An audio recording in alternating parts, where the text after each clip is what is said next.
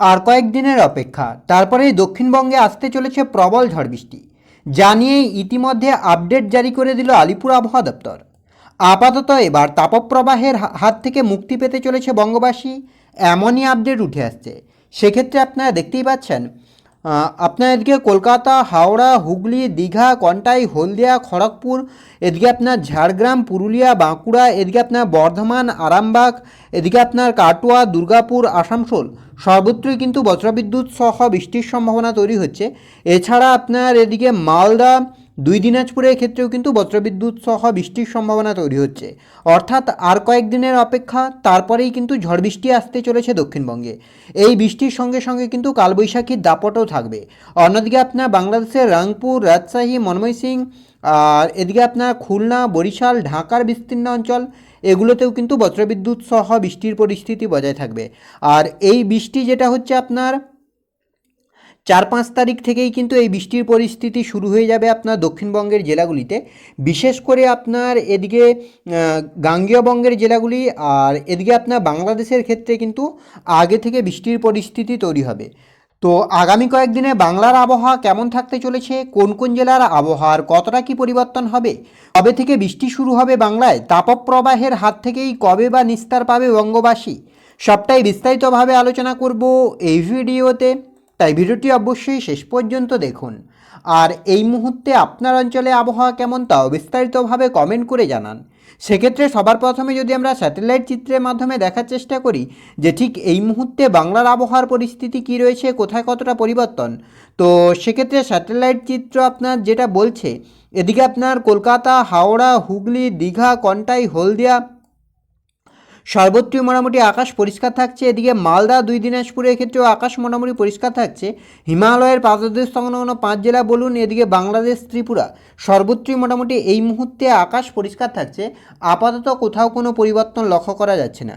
এবার যদি আমরা একটু আলিপুর আবহাওয়া দপ্তরের অফিসিয়াল আপডেটের দিকে লক্ষ্য করি, যে অফিসিয়ালি কী আপডেট দিচ্ছে আলিপুর আবহাওয়া দপ্তর, সেক্ষেত্রে যদি আমরা মেঘলা আকাশের দিকে লক্ষ্য করি যে কোথায় কতটা মেঘলা হচ্ছে আকাশ, কী পরিস্থিতি তৈরি হচ্ছে, তো মেঘলা আকাশের ক্ষেত্রে আজ রাতে আপনার মোটামুটি আবহাওয়ার বড় কোনো পরিবর্তন নেই, আকাশ মোটামুটি পরিষ্কার থাকছে।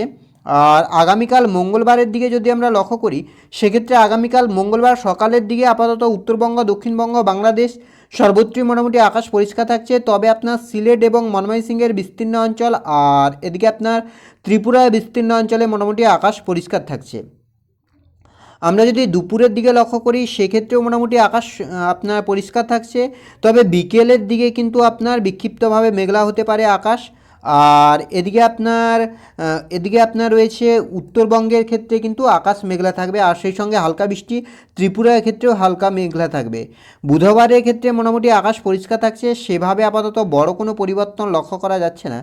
একেবারে আপনার 3 তারিখ নাগাদ কিন্তু একটা বড় পরিবর্তন হবে, আর গভীরভাবে মেঘলা হবে আকাশ, আর সেই সঙ্গে কিন্তু বৃষ্টির পরিস্থিতিও তৈরি হতে চলেছে।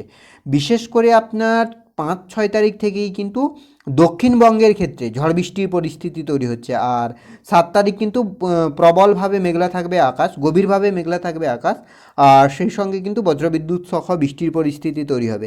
এবার যদি আমরা একটু বৃষ্টির দিকে লক্ষ্য করি যে কোথায় কতটা বৃষ্টি হচ্ছে, কী পরিস্থিতি তৈরি হচ্ছে, কেননা আমরা বৃষ্টির দিকে ইতিমধ্যেই লক্ষ্য করেছিলাম। সেক্ষেত্রে আপনার 7 তারিখ নাগাদ কিন্তু বজ্রবিদ্যুৎ সহ ভারী বৃষ্টি হচ্ছে আমরা লক্ষ্য করেছি। তো আমরা যদি এবার আগামীকালকের দিকে লক্ষ্য করি যে আগামীকাল কোথায় কতটা পরিবর্তন হচ্ছে, কী পরিস্থিতি তৈরি হচ্ছে, আগামীকাল আপাতত সেভাবে বৃষ্টির কোনো সম্ভাবনা নেই। আপনার দক্ষিণবঙ্গ, উত্তরবঙ্গ, বাংলাদেশ, ত্রিপুরা কোথাও কিন্তু সেভাবে বৃষ্টি নেই। তবে আগামীকাল বিকেলের দিকে কিন্তু ত্রিপুরায় কিছু কিছু অংশে বিক্ষিপ্তভাবে হালকা বৃষ্টি হতে পারে। বুধবার আপনার হচ্ছে 1 তারিখ, মানে আগামী মাসের শুরু, মার্চ মাসের শুরুতেও কিন্তু আপাতত সেভাবে বৃষ্টির কোনো সম্ভাবনা নেই। বৃহস্পতিবারের ক্ষেত্রেও সেভাবে বড় কোনো পরিবর্তন নেই। তবে আপনার এদিকে ত্রিপুরা এবং সিলেট, ময়মনসিংহ, এগুলোতে কিন্তু বজ্রবিদ্যুৎ সহ ভারী থেকে অতি ভারী, মানে উত্তর পূর্ব ভারতের বিস্তীর্ণ অঞ্চলে কিন্তু আপনার আগামী 2 তারিখ নাগাদ কিন্তু ভারী বৃষ্টির পরিস্থিতি তৈরি হচ্ছে। শুক্রবার 3 তারিখ সেক্ষেত্রেও আপনার সেভাবে আপাতত বৃষ্টির সম্ভাবনা নেই। শনিবার 4 তারিখের ক্ষেত্রেও আপনার সেভাবে বৃষ্টির সম্ভাবনা নেই, আপাতত আকাশ পরিষ্কার থাকছে। রবিবার আপনার 5 তারিখ সেক্ষেত্রেও আপনার সেভাবে বৃষ্টির সম্ভাবনা নেই, তবে উত্তরবঙ্গের ক্ষেত্রে বজ্রবিদ্যুৎ সহ বৃষ্টির সম্ভাবনা থাকছে। আর বাংলাদেশের ঢাকা, খুলনা, বরিশাল, চট্টগ্রাম, ত্রিপুরা বিস্তীর্ণ অঞ্চলে বৃষ্টি হচ্ছে। বিকেলের দিকে কিন্তু ধীরে ধীরে এই বৃষ্টি বাড়বে। আপনার উত্তরবঙ্গের সব কয়টি জেলা, 7 জেলাতেই কিন্তু আপনার বজ্রবিদ্যুৎ সহ বৃষ্টির সম্ভাবনা তৈরি হবে 5 তারিখ। আর সেই সঙ্গে দক্ষিণবঙ্গের ক্ষেত্রেও কিন্তু রাতের দিকে মেঘলা হবে আর বৃষ্টির সম্ভাবনা তৈরি হচ্ছে। 6 তারিখ আপনার বৃষ্টি বাড়বে। বিকেলের দিকে দক্ষিণবঙ্গের প্রায় সব কয়টি জেলাতেই কিন্তু হালকা থেকে মাঝারি বৃষ্টির সম্ভাবনা থাকছে। আর সেই সঙ্গে বাংলাদেশের বিস্তীর্ণ অঞ্চলে কিন্তু ভারী বৃষ্টির পরিস্থিতি তৈরি হতে পারে। 7 তারিখের দিকে কিন্তু এই বৃষ্টি আরও বাড়বে, ভারী থেকে অতি ভারী বৃষ্টির সম্ভাবনা তৈরি হবে আপনার কলকাতা, হাওড়া, হুগলি, দীঘা, কন্টাই, হলদিয়া, আর এদিকে আপনার কোলাঘাট, পুরুলিয়া, বাঁকুড়া, দুর্গাপুর, বর্ধমান, কাটোয়া, সুরি, সর্বত্রই কিন্তু বজ্রবিদ্যুৎ সহ বৃষ্টির সম্ভাবনা তৈরি হচ্ছে। বুধবারের ক্ষেত্রে কিন্তু এই বৃষ্টির পরিস্থিতি আরও বেড়ে যাওয়ার সম্ভাবনা থাকছে, বজ্রবিদ্যুৎ সহ ভারী থেকে অতি ভারী বৃষ্টির পরিস্থিতি তৈরি হবে।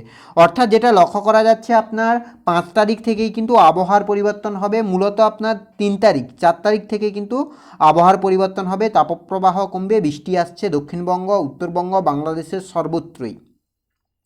তো এই ছিল এই মুহূর্তের আবহাওয়ার আপডেট। পরবর্তী আপডেট পাওয়ার জন্য অবশ্যই আমাদের চ্যানেলটিকে সাবস্ক্রাইব করে আমাদের সঙ্গে থাকুন।